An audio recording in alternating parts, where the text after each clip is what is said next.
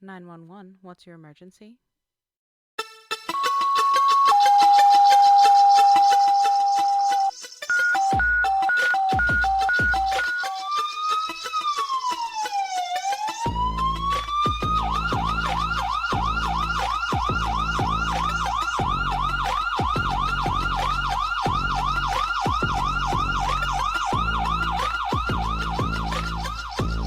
The following content is graphic, emotional, and includes dark humor that may not be suitable for all listeners. Discretion is advised, explicit content included. These stories are based on real-life EMS and first responder experiences. The calls are real, the providers are real. Names and patient details have been changed to protect privacy. Episodes may include trauma, suicide, abuse, medical emergencies, mental health struggles, or things your HR department would definitely not approve of. Any advice, opinions, or discussion of medical procedures are based on personal experience and should never override your local protocols, medical direction, or training. Use your damn brain, follow your guidelines and your local or agency protocols, follow your training, and when in doubt, call med control. Most importantly, if you're struggling, don't do it alone. Talk to someone, a coworker, a friend, a therapist.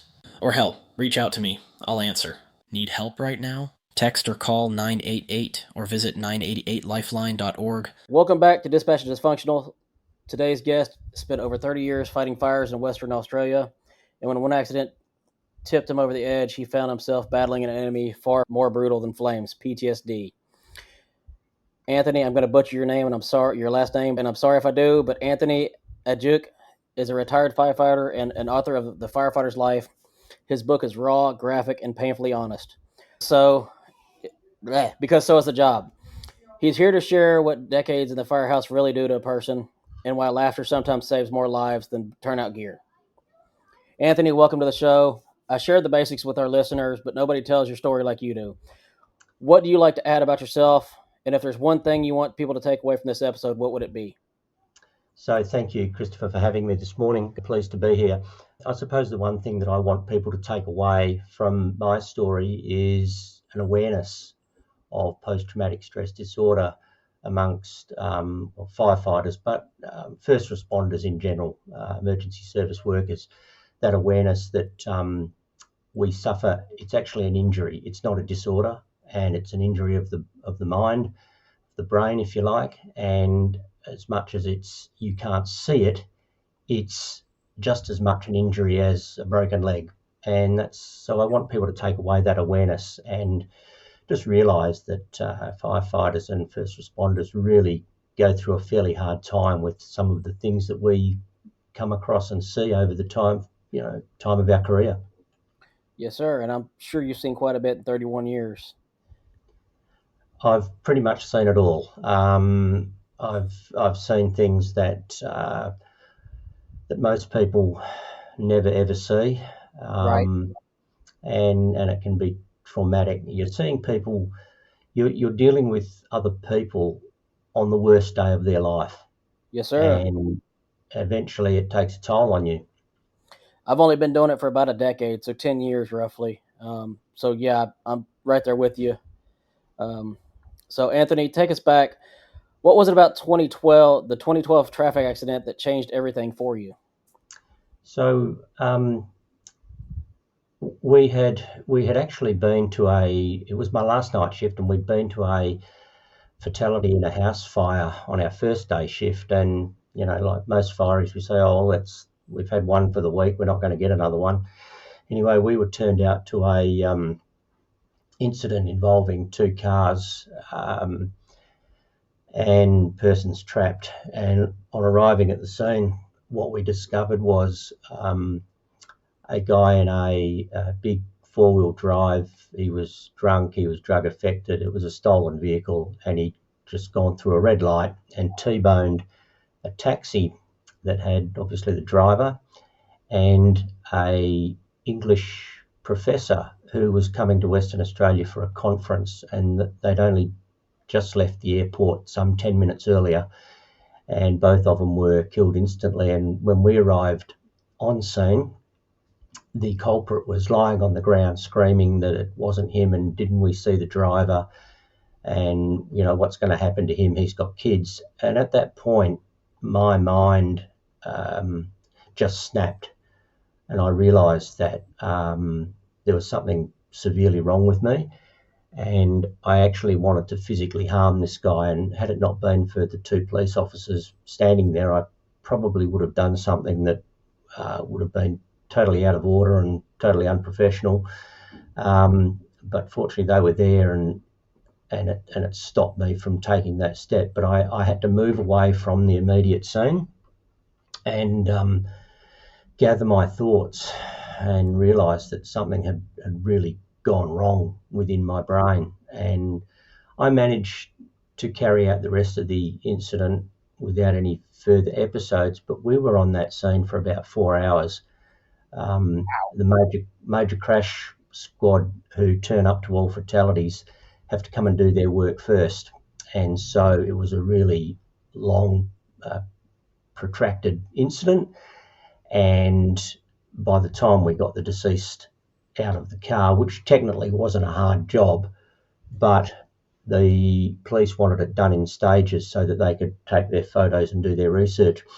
And so we were confronted with these two deceased in the car for an extended period of time, and it was just so tragic. And at the end of the incident, we went back to station.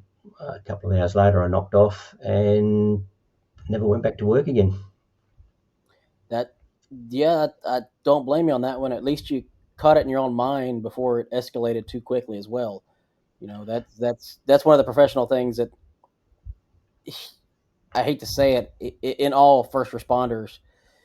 Once that we click like that, we normally don't stop clicking, and we do go through it with it. Like you said, the cops stopped you, but like you said, if the cops didn't stop you, that would have been a life-altering event for you as well.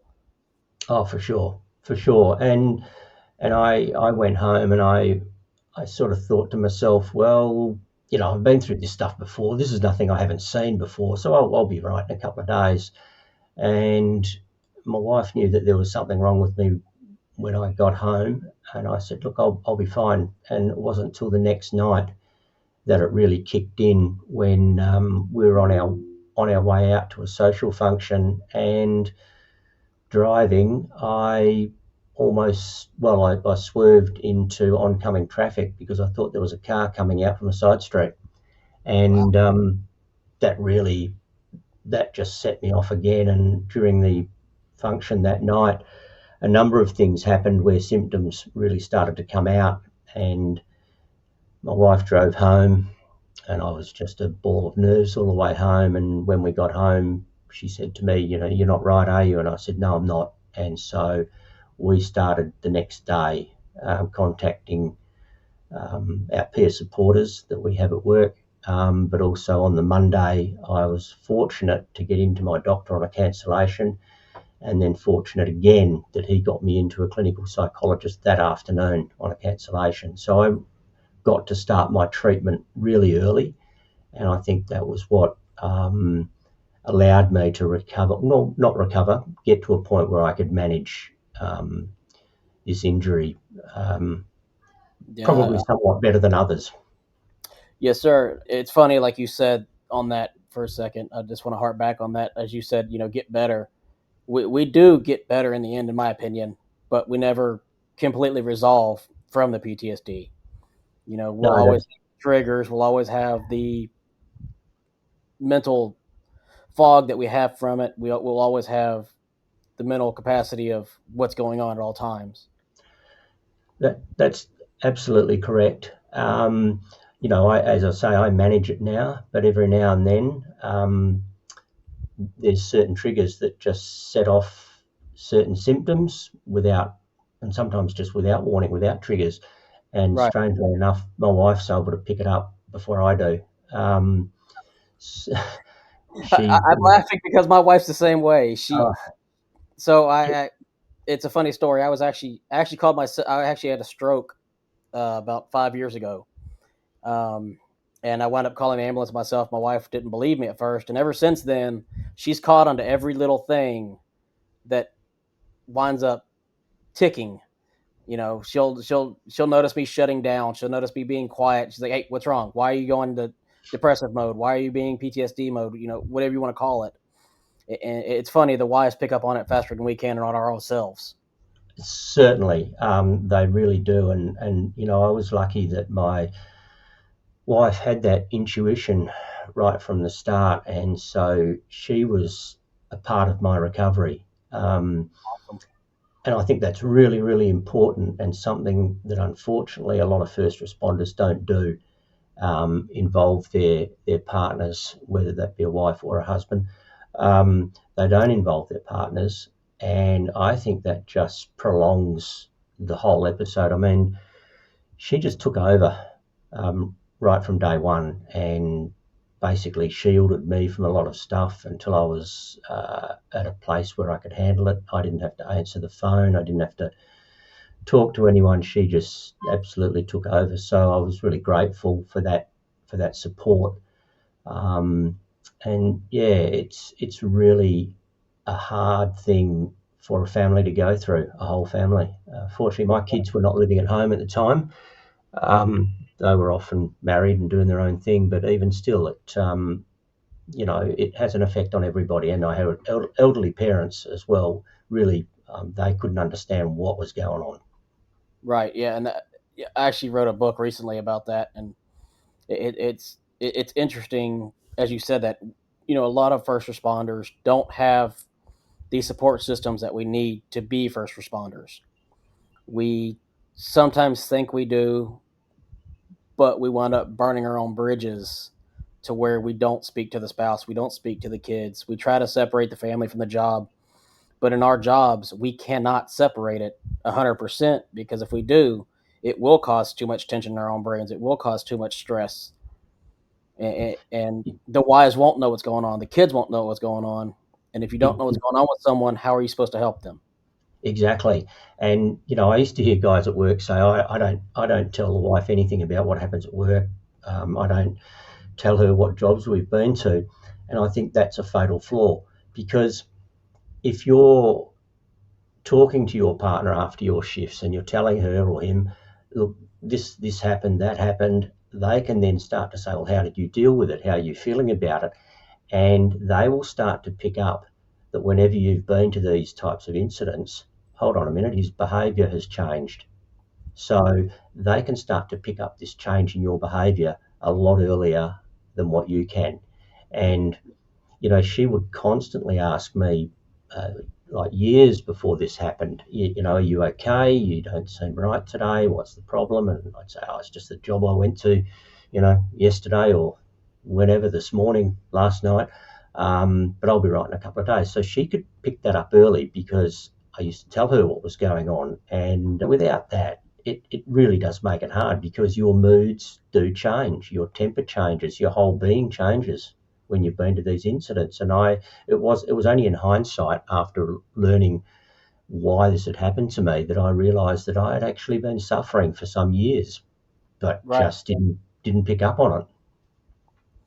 That actually brings me to this next question I got for you. So you served over 30 years. How did the job wear you down in ways you didn't see at first? Sorry, I didn't quite hear the question. I said, so you served 30 years. How did the job wear you down in ways you didn't see at first? Just starting to dread going to certain jobs. When the speakers came on, I'd go, oh no, not another one. Not wanting to go to work, getting quite anxious, but not realising what anxiety was. Just having these episodes of feeling as though I couldn't get enough breath into my lungs, and having to take really big, deep breaths to satisfy this need. And then once doing that, realising that a minute or two later I was exactly the same, being quite hypervigilant. I was very hypervigilant. And so these things were coming out, and I just took them as, of course we're going to think about these things, or things are going to happen. But I didn't realise that they were becoming quite debilitating and affecting my whole being and my whole attitude towards things. And So also my temper changes. I would fly off the hook pretty quick, and people took that as me just being an angry little bugger.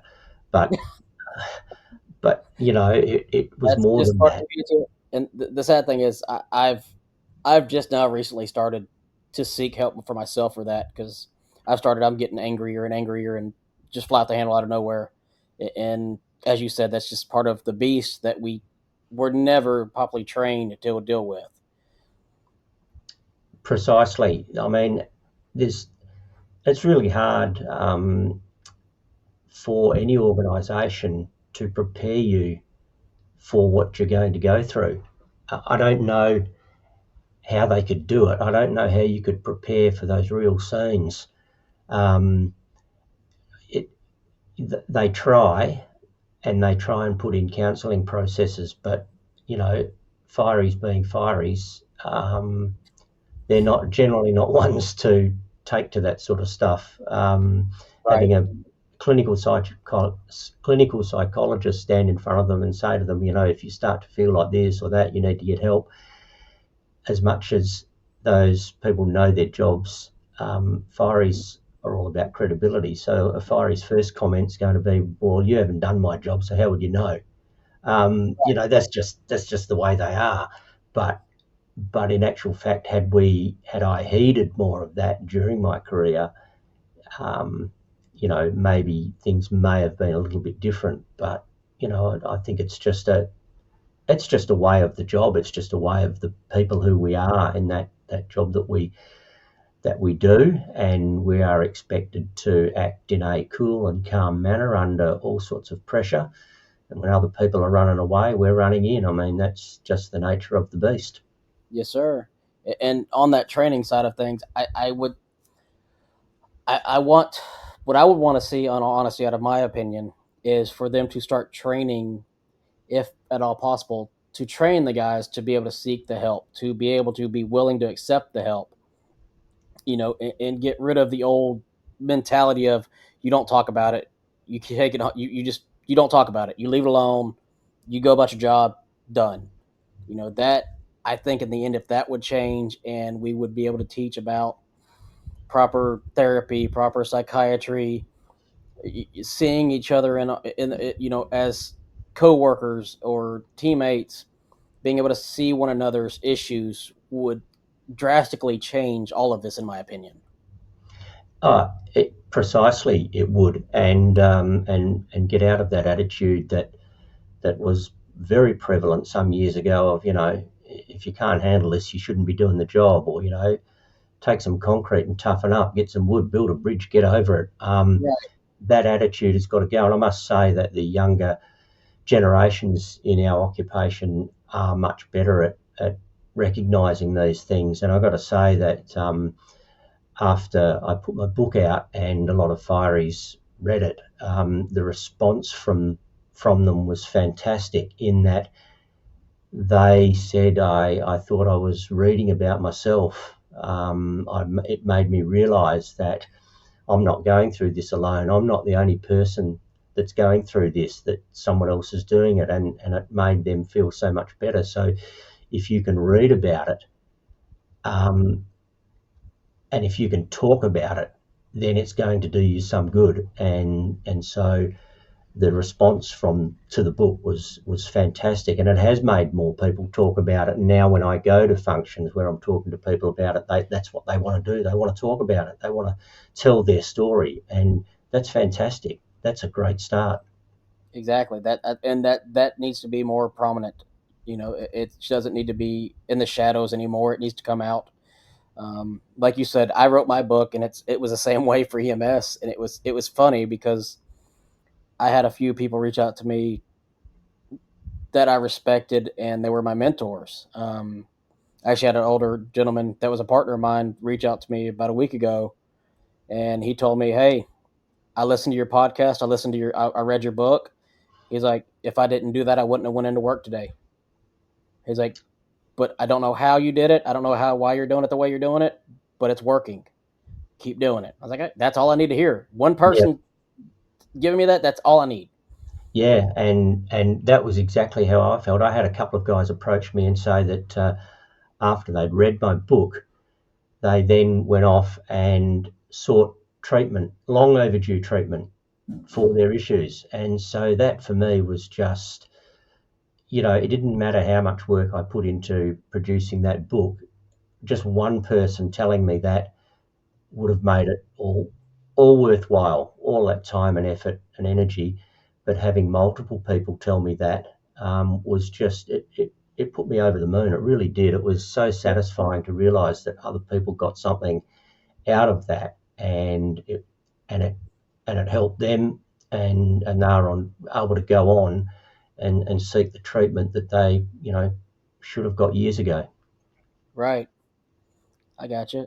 So what did PTSD look like in your life before you knew what it was? Well, it was it was something that other people got. It was something that would never affect me because I thought that I could go into this particular mode at a job and which was sort of like a different person going into a different mode, and then when I finished the job, I would come out of that mode.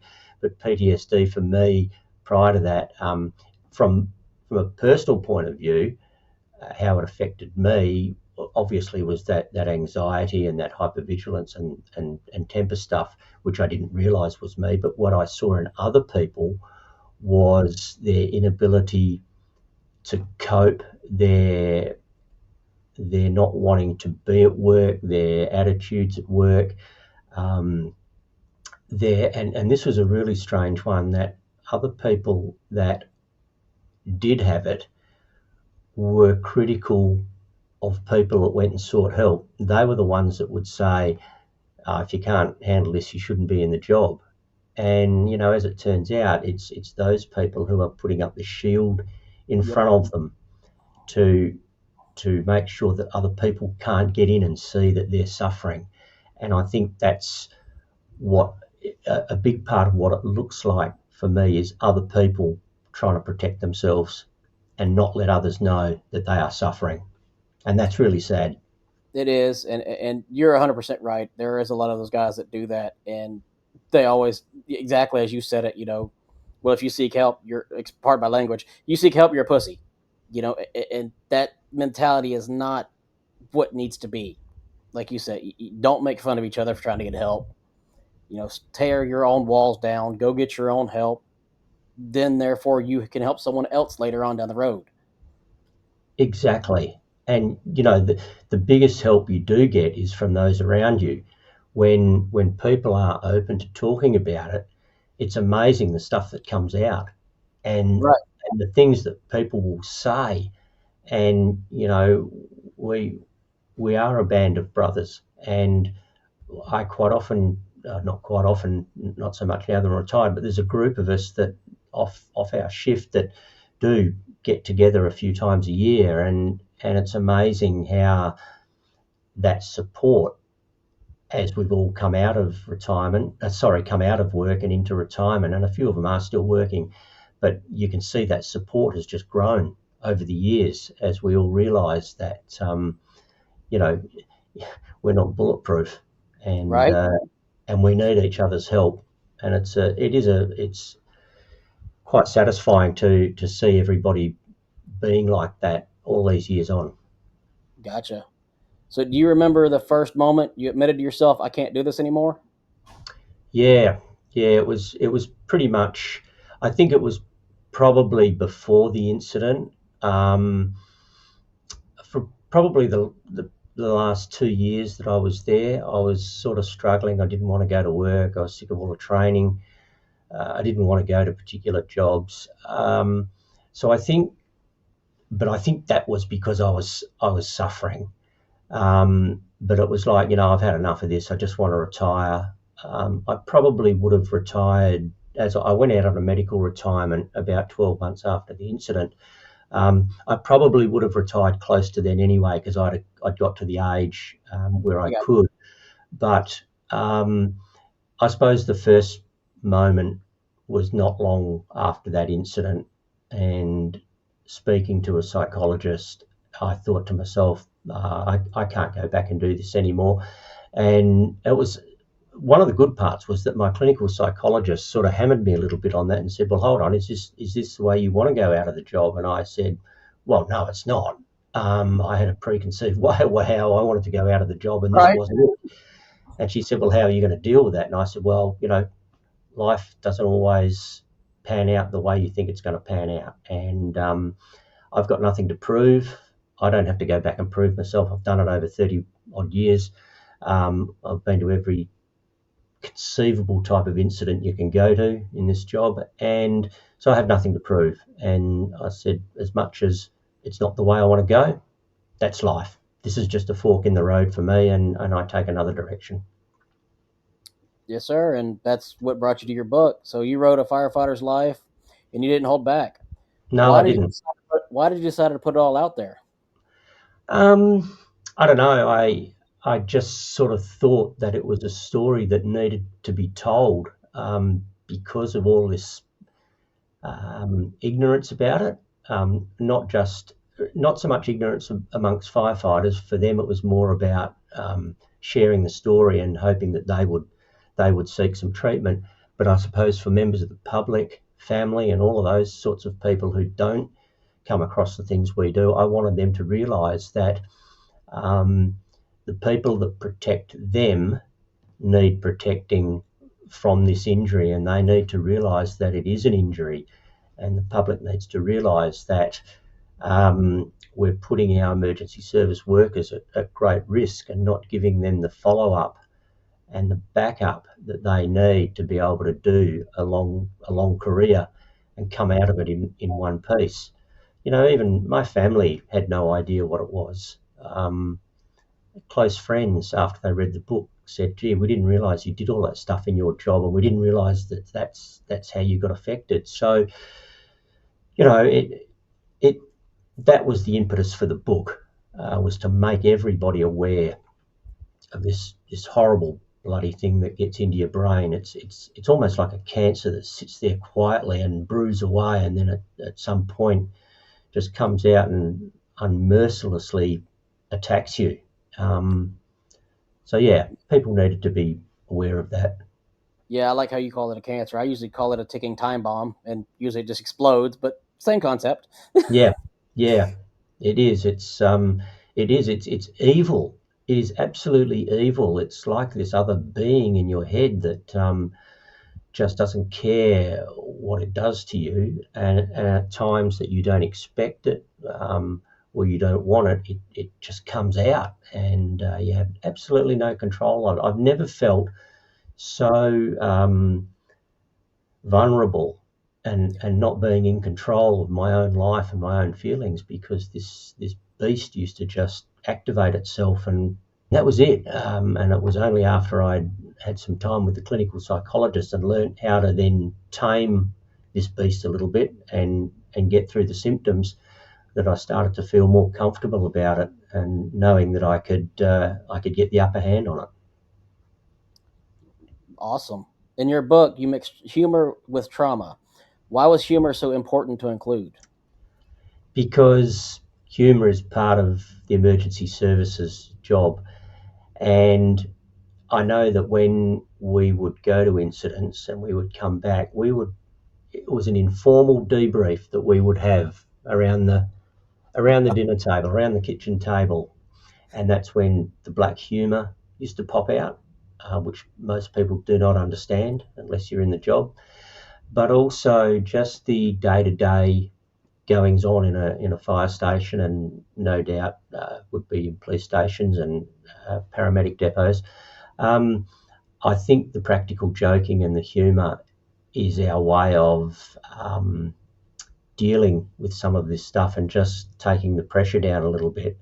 I really do think that is how we cope and how we see a different side to our job instead of just the trauma.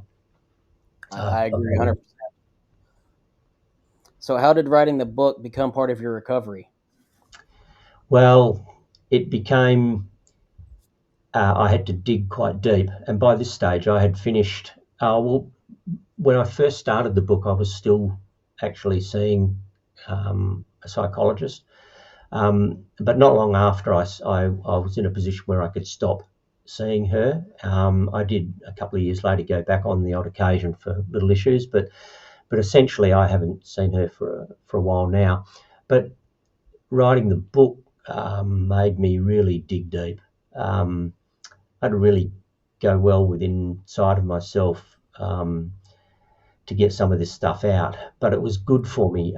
As much as it was hard, it was still really good for me. And writing an autobiography, you don't realise how honest you have to be.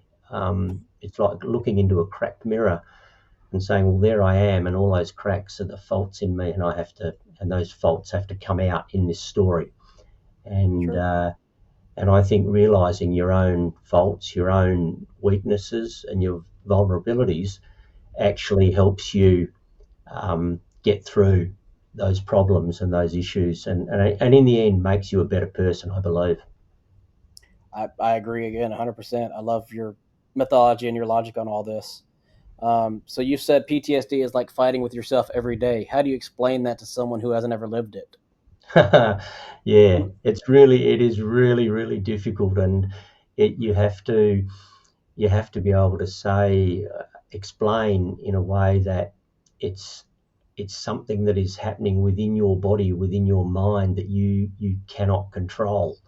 And so when I mentioned earlier about it being, like a cancer or a beast inside your mind, Yes, sir. that's how you have to explain it. It's like this other person is saying to you, well, I'm going to bring you down. It's my turn now to dominate you and control how you're going to feel and react. And so you have to fight with yourself to stop that. And that's the only way I can explain it. And it is very hard for people to understand. But other emergency service workers understand it totally. So, Yes, sir. it 100%. is. And that's again, like you said earlier, I think that's a sad fact, but it is a fact that we all recognize it, we all see it, but we don't comprehend or understand 100% on what we're seeing in the end. Exactly. Yeah. It, it, it's really funny that some of the little hangover things that I have from this is that especially the hypervigilance, if I go into a restaurant or a cafe, I have to sit pretty much so I can see most of the premises and I can see the entry and the front windows, because I Sorry, need to be. I'm only laughing because I do the same thing. It's bizarre, because I have to see what's going on so that I can prepare myself if something's going to go wrong. Exactly. And I have to face the door. I have to make sure I see who's coming in, who's going out. I have yes, to see every entry, every exit. I have to be able to see people at all times. I don't want to be in a pinned area to where something could happen. So exactly. it's funny we do that, but it's just I think that's another coping mechanism that we have come up with on our own as well. Oh, it is. It's about control. It's about being able to keep that control of yourself and not let either the beast in your brain or somebody else who's going to do something horrible be able to control you. And that's really what it's about. It's being able to keep control of yourself. And if things start to go pear-shaped, you want to be in a position where you can see it start to unfold, start to happen, so that you can take measures to reduce its impact on you and others Yes, around sir. you. Exactly. So let's see. How would you recommend for people currently in emergency services and fire? How would you recommend they handle the stigma of PTSD? So I think firstly what they need to do, and this will be an employer responsibility, is that I believe there should be mandatory checkups every, well, hard to put a time on it. You can say a Right. year, you can say 2 years, whatever, but there should be some form of mandatory checkup with clinical psychologists. And I believe a few more group sessions with your peers to work on this sort of stuff.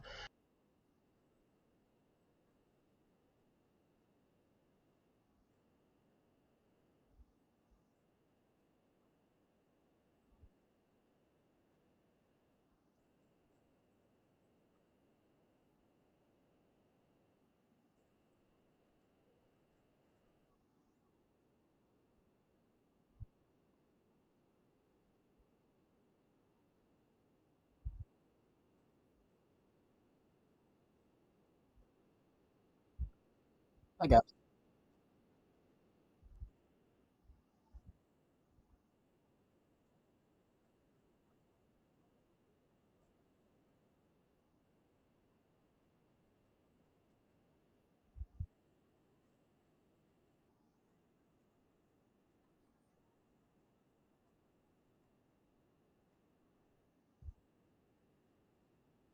I honestly have never heard that put that way, and that honestly makes 1,000% sense.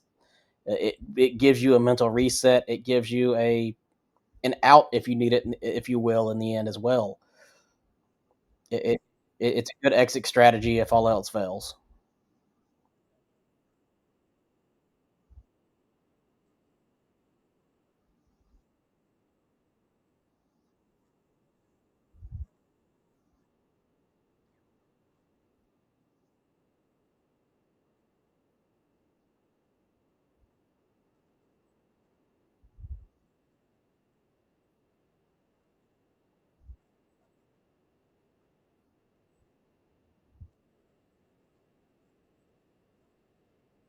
Yes, sir.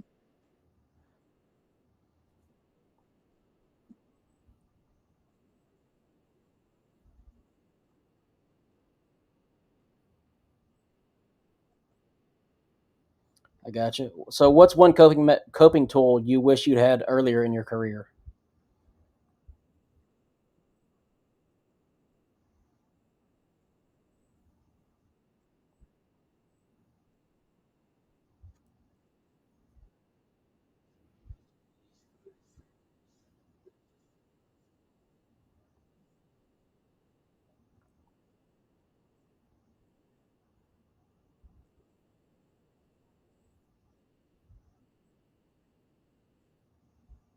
Very true. And again, I agree 100% on that one.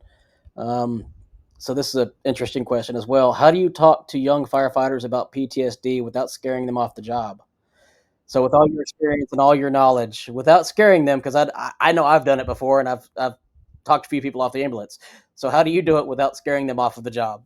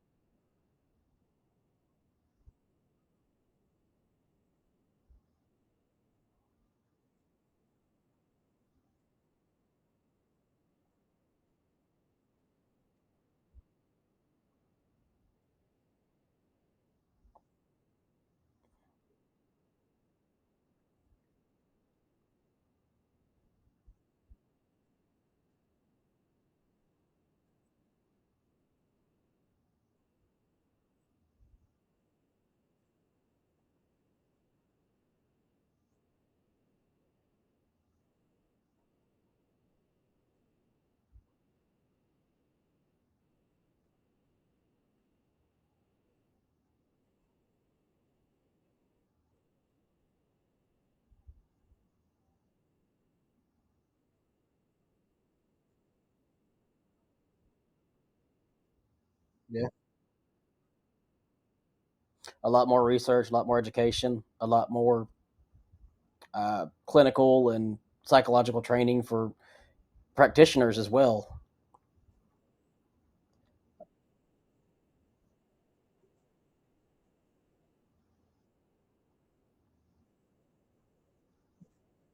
Oh yeah,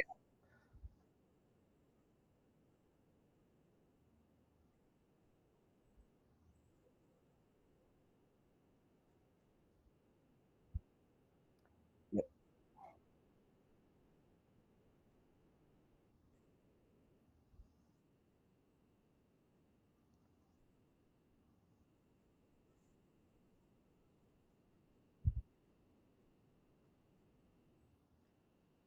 True, true.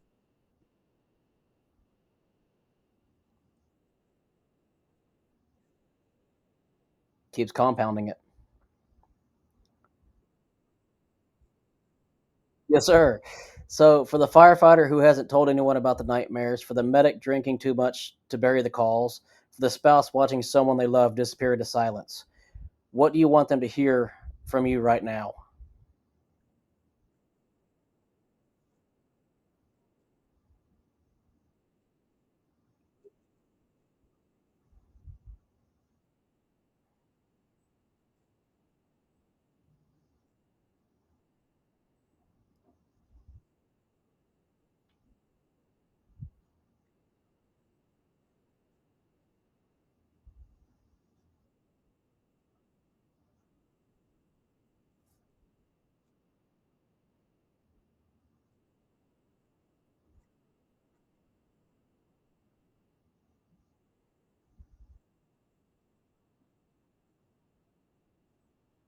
Yes, sir. So, if anyone wanted to get your book, where do you sell it at? Is it Amazon? Is it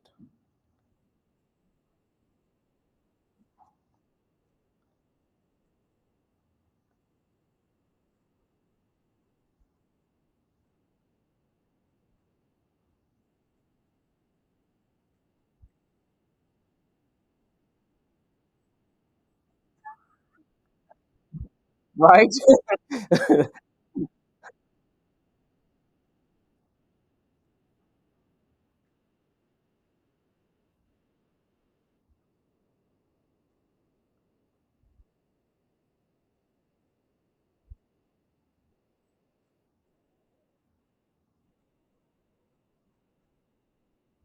Awesome. So that was Anthony Ajduk. 3 decades in the firehouse, one crash that changed everything, and the courage to tell the story so others don't suffer in silence. Check out his book, A Firefighter's Life, on Amazon to dive deeper into his journey. And remember, PTSD isn't weakness, it's an injury, and injuries can be treated. If you think it's too heavy to say it anyway. It beats a eulogy. You don't have to apologize for surviving however you can. You're not the reason things are heavy, you're the reason they're still moving. Need support right now? Text or call 988 or visit 988lifeline.org. You're not alone, not in this job, not in this fight. Want to share your story or connect? Visit critical-run.com or message the Facebook page Dispatched and Dysfunctional. We're building this for you, for them, for all of us.